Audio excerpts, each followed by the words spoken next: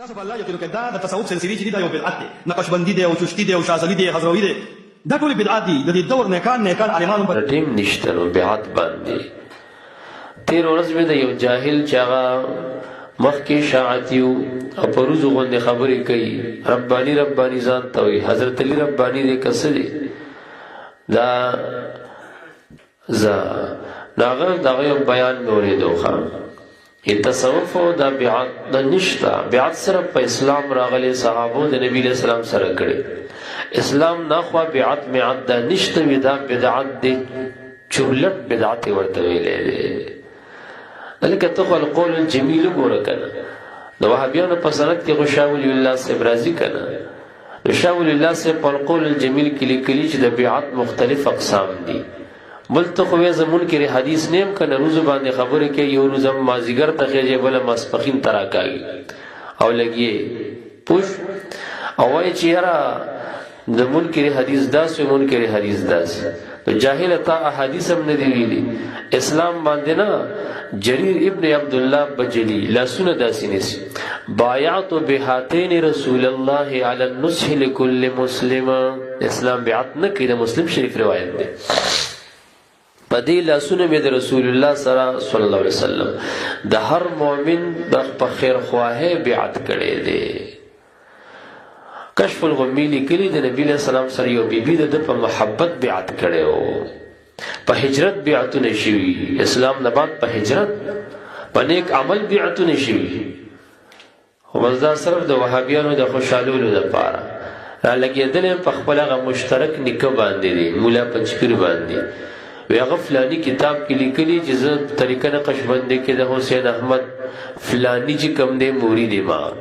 او طیب وسوی طیب چې ما د خپل پلار نه بیا نقشبندي کې بیعت کړي دي نو وی دا نقشبندي چې کم دا وی دا خو بدعت دی کنه وی دا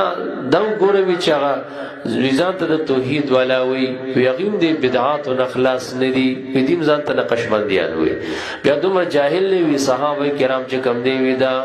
رسول الله نقشبندی نو صحابه کرام نقشبندی نو امام ابو حنیفه نقشبندی نو فلانی نقشبندی نو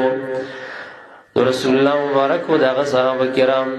دا خدای پاک د وهابیانو د عقیدې د بخکلې لپاره را لېږلي هغه وهابیان هم نو کنه ته ولې وهابي شو خبر باندې پیږي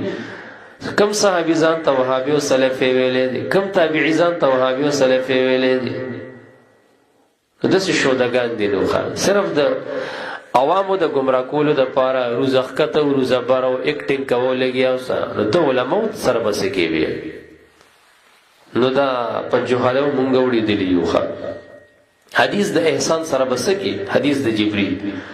مل احسان قال ان تعبد الله کانک تراه ولې تاسو شارحین د حدیث نه منئ په دغه ځای کې د اشعة اللمات د شیخ عبدالحق صاحب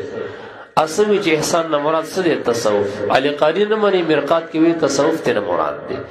په دغه ځای د امام مالک صاحب قول ذکر کوي من تفقه ولم يتصوف چا چې علم ظاهر کو تصوفونه کو فقط تفسق فاسقان د امام مالک صاحب خو سلفی دی سلفو کې راځي تابعی دی دا تبع تابعی دی دا قول نه مني ذهن دې بیکار کوي تصوف نشته تصوف بدعت دی د بدعتیانو بچو لا خو تصوف نه مني